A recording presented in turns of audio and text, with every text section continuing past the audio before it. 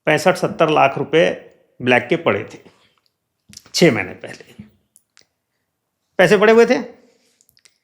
उसने अगर उसको वाइट में कन्वर्ट कर लिया होता, 50% उसको लग जाता, मान लो टैक्स लग जाता, पेनल्टी लगती। खुद डिक्लेयर करने पर पेनल्टी के बारे में जो टैक्स ऑफिसर्स हैं उनको जो डिस्क्रिशन है वो उसको यूज़ करके उसकी पेनल्टी को कम से कम करने का प्रयास करता है।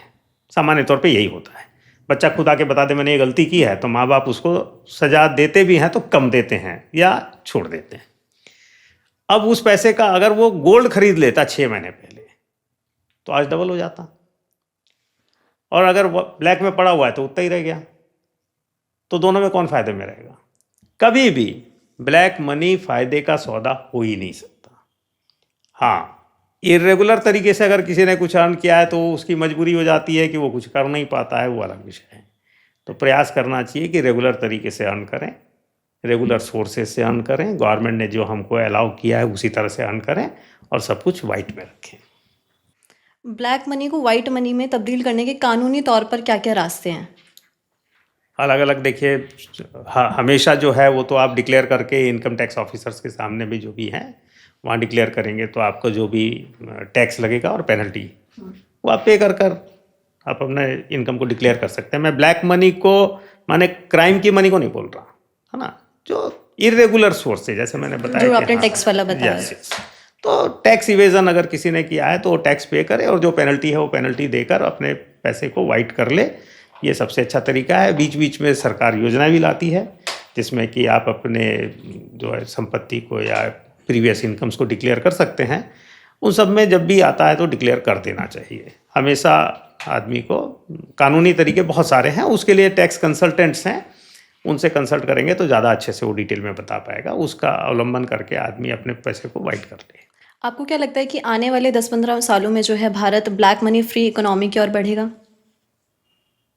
जैसे एनपीए कभी ख़त्म नहीं होगा, इंसान का लालच भी कभी ख़त्म नहीं होगा, और जब तक लालच रहेगा तब तक ब्लैक मनी भी किसी न किसी रूप में रहे। और जैसे मैंने बताया ना, कुछ इरेगुलर काम से ब्लैक मनी अपने आप जनरेट हो जाती है, उसकी मजबूरी होती है कि उसको शो नहीं हो सकता। जैसे मैंने बताया कि मान लो डॉक्टर के लिए प्राइवेट प्रैक्टिस को प्रिवेंट किया गया, मना किया गया है, प्रोहिबिटेड है। अब प्राइवेट प्रैक्टिस प्रोहिबिटेड है फिर भी डॉक्टर जो है वो प्रैक्टिस कर लेता है, तो अपराध नहीं कर रहा है लेकिन ब्लैक मनी जनरेट होती है। तो ब्लैक मनी पूरी तरह ख़त्म नहीं होगी, हाँ वो बहुत ज़्यादा मिनिमाइज हो जाएगी जैसा कि अभी हो भी रहा है। ब्लैक मनी मिनिमाइज होकर लगभग जीरो के आसपास या बहुत नगण्य हो जाएगी, ये तो होने वाला है, ये दिख रहा है। खत्म नहीं होगा लेकिन धीरे धीरे जो है कम होती जा रही है, आप ऐसा कह रहे हैं? हाँ, अगर गवर्नमेंट भी ऐसे कुछ रिफॉर्म्स लाएगी, आइडेंटिफाई कर लेगी कि कहाँ कहाँ ब्लैक मनी जनरेट होती है जहाँ पर कि मनुष्य अपराधी नहीं है, और उनके लिए कोई प्रोविजंस लाएगी तो हो सकता है कि वो भी समाप्त हो जाए। ठीक है। एक आम ग्राहक के लिए बैंक के जरिए सही इन्वेस्टमेंट ऑप्शंस कौन कौन से हैं? एफडी, आरडी, म्यूचुअल फंड्स या कुछ आप बताना चाहें? बैंक आजकल सब प्रकार के फिनेंशियल प्रोडक्ट्स देता है। बहुत सिंपल है, सेविंग्स अकाउंट खोलना, एफडी, अगर आपके पास में पैसा जमा है तो एफडी। अगर किसी के पास में रेगुलर उसको वो करना है कि सेविंग्स करना है तो आरडी एक बहुत अच्छा ऑप्शन है। आरडी में भी फ्लैक्सी आरडी टाइप के कुछ स्कीम्स बैंक निकाले हुए हैं, सभी बैंकों में वो स्कीम मिलती है।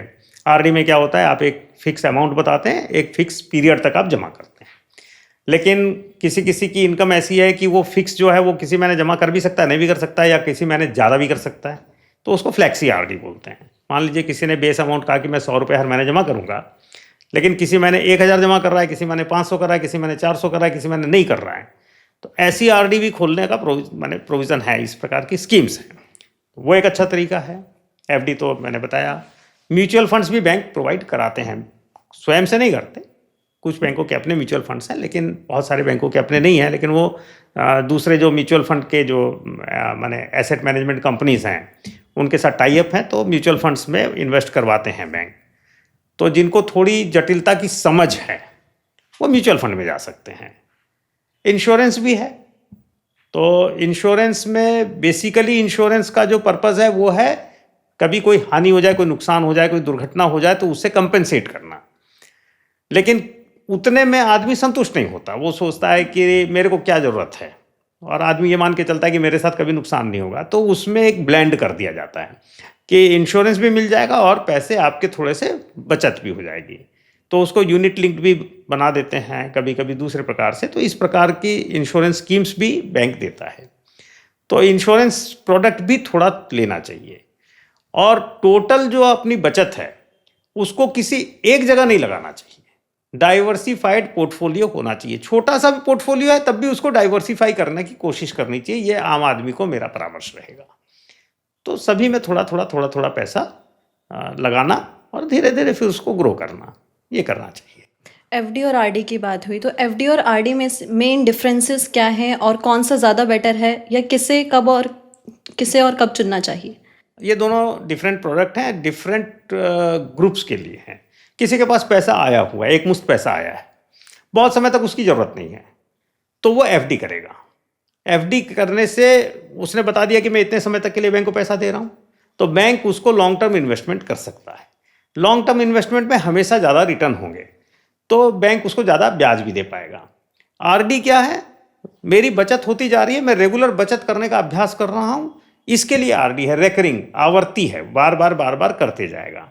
तो ये बिल्कुल दो अलग अलग सेगमेंट के लिए है। तो दोनों में से कौन अच्छा है कौन बुरा है ऐसा कंपेयर करना उचित नहीं होगा। माने रसगुल्ले को जलेबी से कंपेयर करना का कोई अर्थ नहीं है।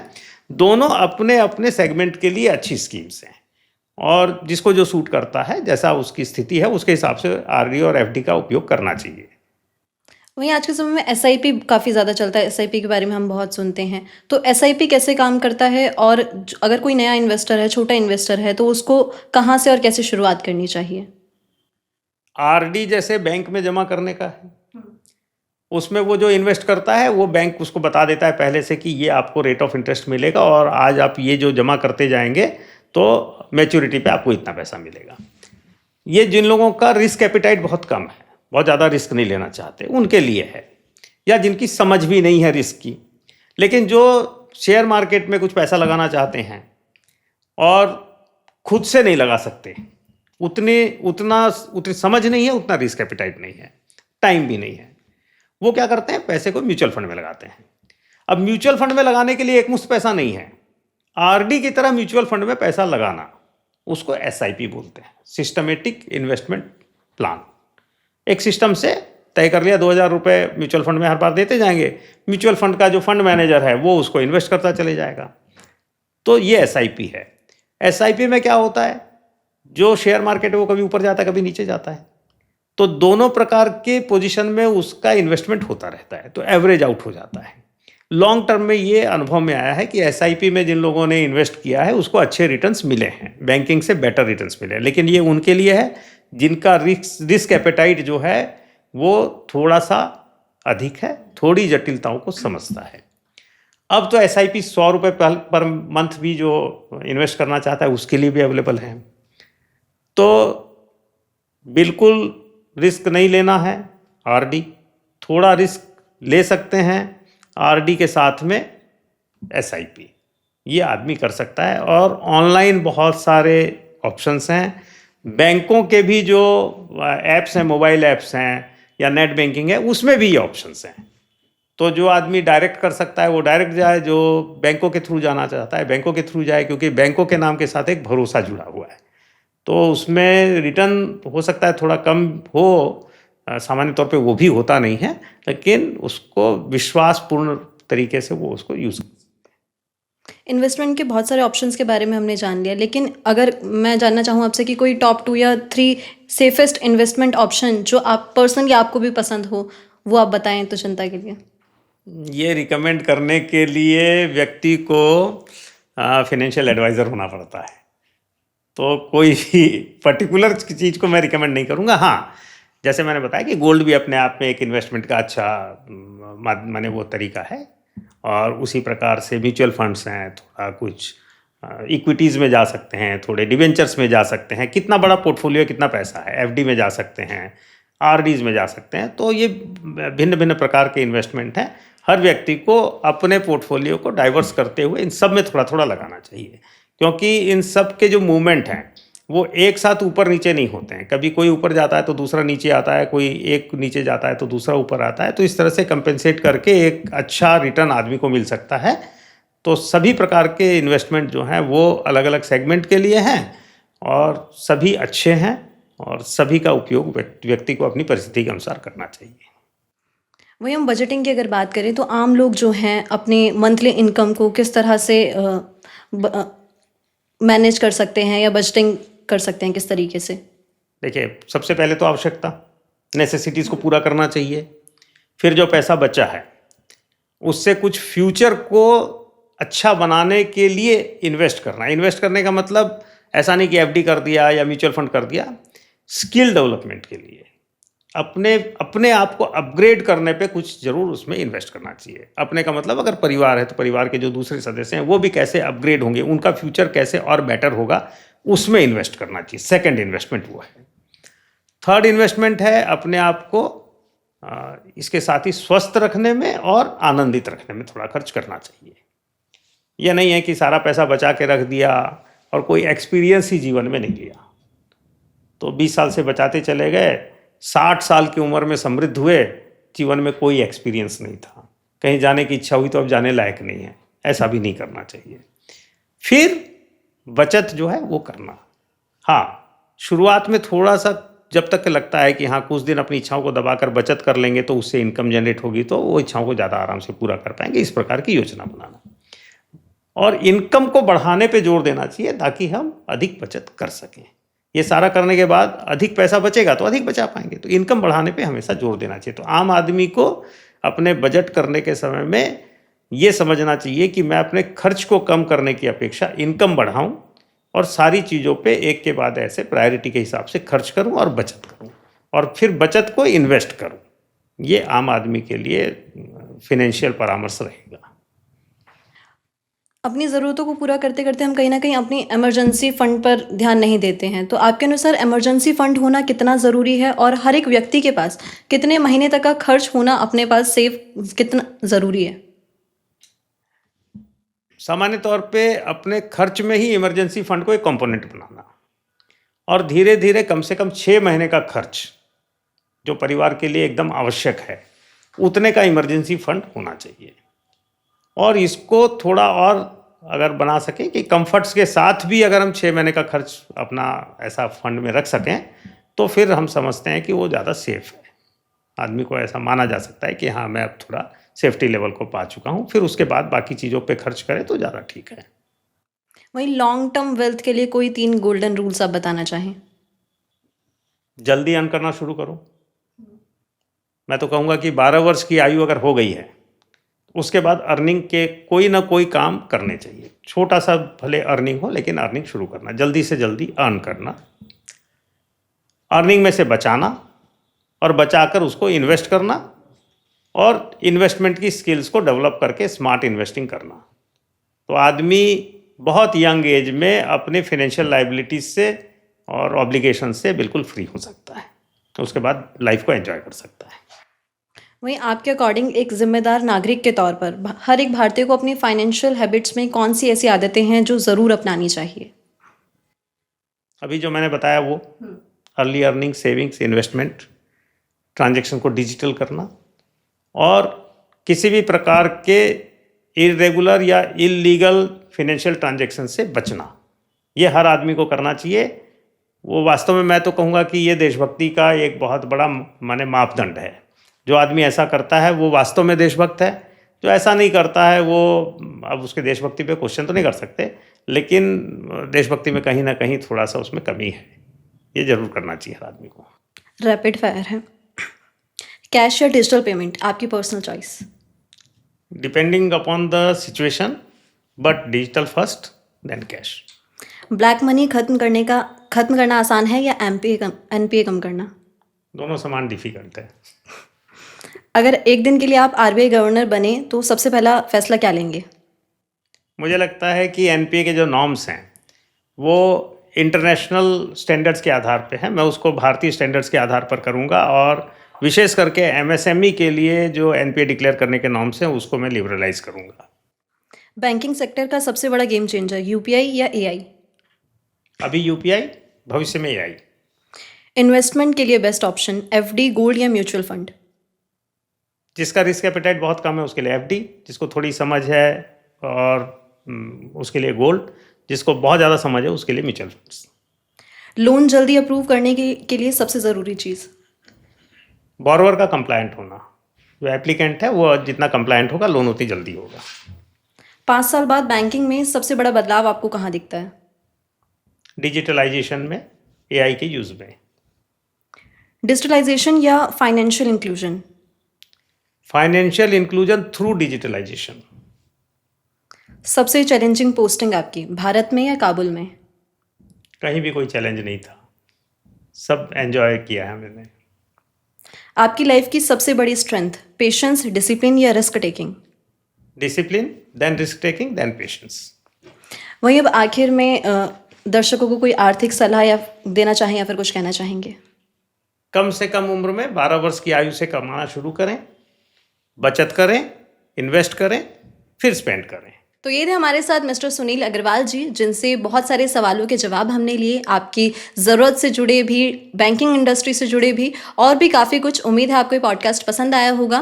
तो अभी के लिए केवल इतना ही। जल्द मुलाकात होगी आपसे एक नए पॉडकास्ट में। तब तक के लिए चैनल को सब्सक्राइब कर दीजिए, वीडियो को लाइक कर दीजिए और एक कॉमेंट भी कर दीजिए। धन्यवाद।